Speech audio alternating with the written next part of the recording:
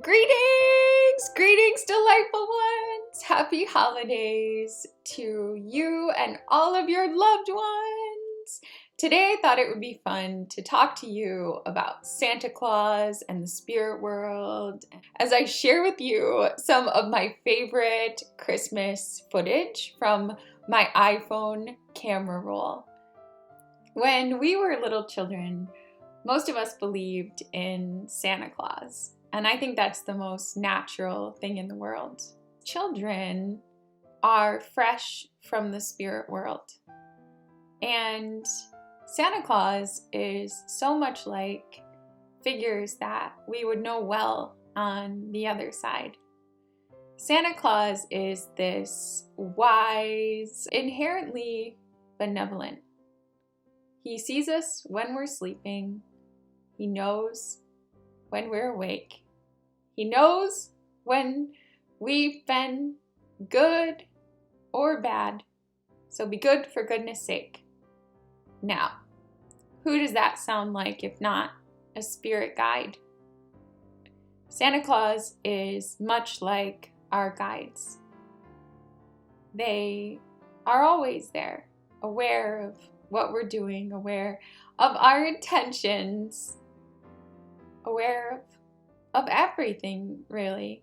In the spirit world, all is merry, all is bright. I think one of the best things about Santa Claus is that he's not a punishing man in any sense. He loves every child, and he brings goodness into everyone's homes. Inherently, at our core, we are all good. I think as children, we retain some memory of the goodness. Our goodness, our inherent goodness, is celebrated.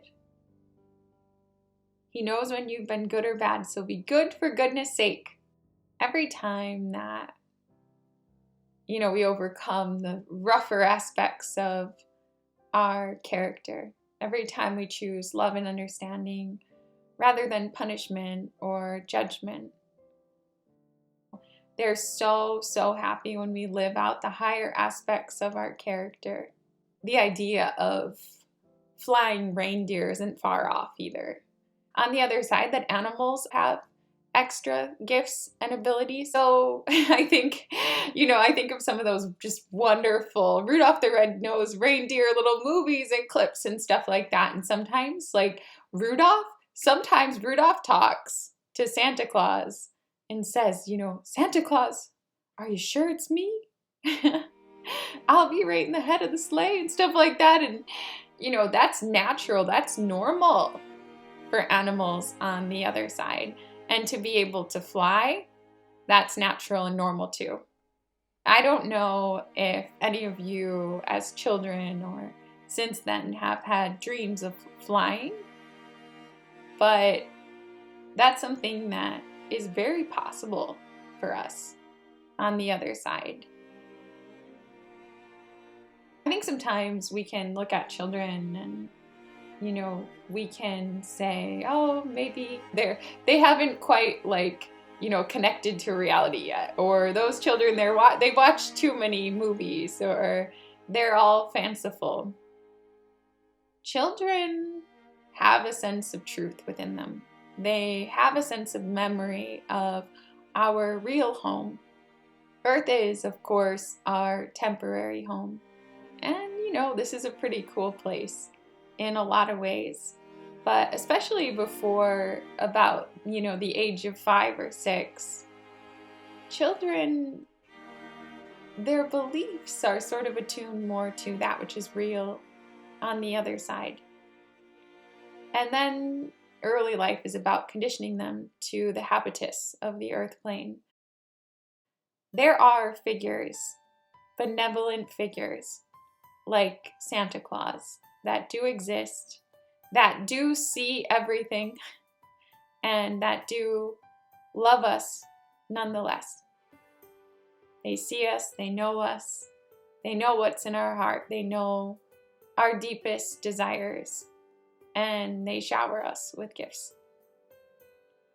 So this Christmas, when you see those little children and you hear their fanciful fairy tales, just remember that a little part of them might be shining a light of truth.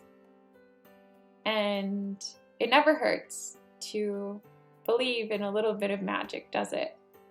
I think in this world, we all need a little bit of that belief and a little bit of that memory of that which is good and benevolent and wise and kind. And I think that sort of belief is a bit easier to access at this time of year. So as you see all the sparkling lights, remember that you are one, that you are a light.